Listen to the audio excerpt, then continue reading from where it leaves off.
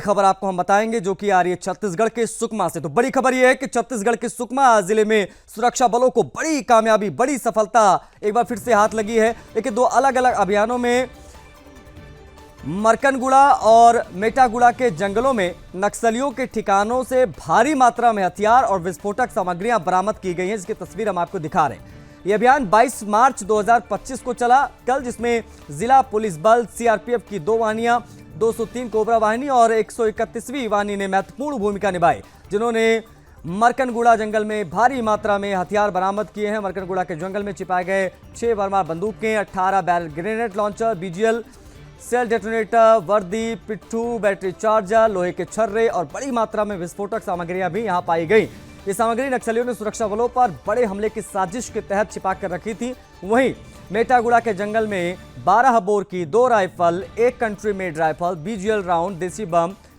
Gun powder, steel pipe और 10 kilo nut bolt समेत बड़ी मात्रा में यहां पर भी विस्फोटक, गोला बारूद इत्यादि बरामद हुए। सुरक्षा बलों ने दोनों अभियानों को सफलतापूर्वक अंजाम दिया और सुरक्षित रूप से कैंप वापस लौटने में सफलता भी पाई। यह अभियान वरिष्ठ अधिकारियों के निर्देश पे चलाए जा रहे हैं। नक्सल उन्मूलन अभियान का यह हिस्सा है। बरामद सामग्रियों से स्पष्ट है कि नक्सली सुरक्षा बलों के खिलाफ किसी बड़े हमले की योजना बना रहे थे, जिसे समय रहते नाकाम कर दिया गया।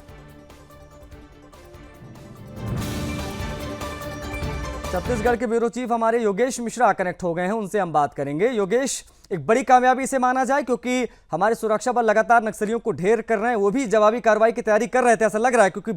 बड़ी मात्रा में और भारी मात्रा में यह हथियार का बरामद होना कुछ इसी ओर इशारा कर रहा है। बिल्कुल, देखिए, ये पूरा ऑपरेशन जो है छत्तीसगढ़ के सुकमा जिले में चलाया गया है और लगातार चाहे वो सुकमा हो या दंतेवाड़ा हो,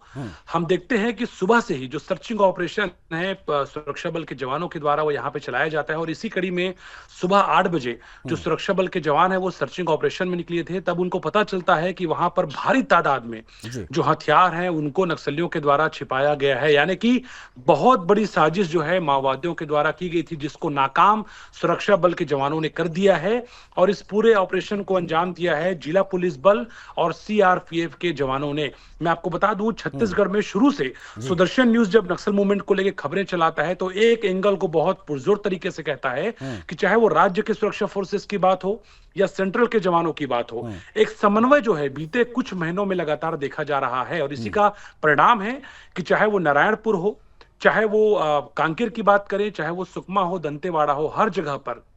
सुरक्षा बल के जवान लगातार भारी पड़ रहे हैं माओवादियों पर। तो इसी कड़ी में जो है ये बड़ा एक ऑपरेशन चलाया जा रहा है उस क्षेत्र में, जिसमें सर्चिंग ऑपरेशन में जब जवान निकले हुए थे तो 2 अलग अलग जगहों से भारी तादाद में जो है, चाहे वो हथियार की बात करें, नक्सली साहित्य की बात करें, उसको बरामद किया गया है। और ये माना जा रहा है कि आसपास सर्चिंग ऑपरेशन जब चलता रहेगा तो हो सकता है और भी कई ऐसे हथियार जो हैं वो जब्त किए जाएं। जी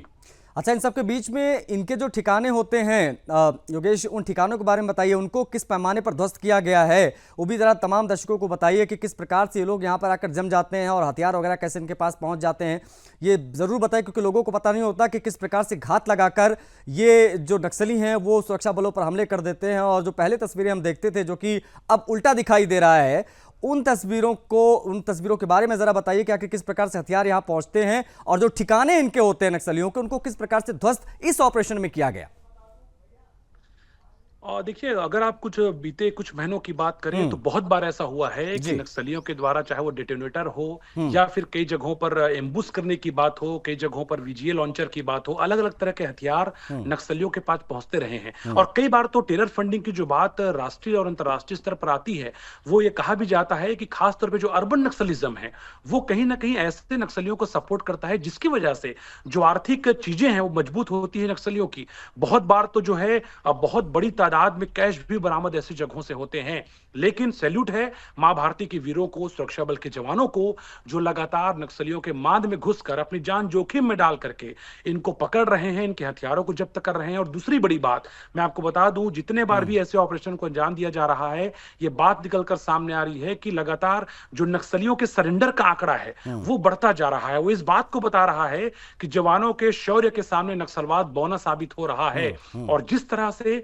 लगातार चाहे वो केंद्रीय गृह मंत्री अमित शाह की बात करें या फिर छत्तीसगढ़ में यहाँ के गृह मंत्री विजय शर्मा की बात करें, हर बार वो इस बात को दोहराते हैं कि ग्रामीण अब ये चाहते हैं कि पूरी तरह से नक्सलवाद का खात्मा बस्तर से होना चाहिए। इसीलिए जहां जहां जवान पहुंच रहे हैं वहां न सिर्फ हथियार की बरामदगी हो रही है, बल्कि कई जगहों पर नक्सली कैंप को ध्वस्त किया जा रहा है, बहुत जगहों पर नक्सली स्मारक को ध्वस्त किया जा रहा है और यह बताया जा रहा है कि जो नक्सल सोच है उसको पूरी तरह से भारत देश में छत्तीसगढ़ में ध्वस्त कर दिया जाएगा। और इसीलिए जो जिला पुलिस बल के जवानों की बात करें, डीआरजी की बात करें, बस्तर बटालियन की बात करें,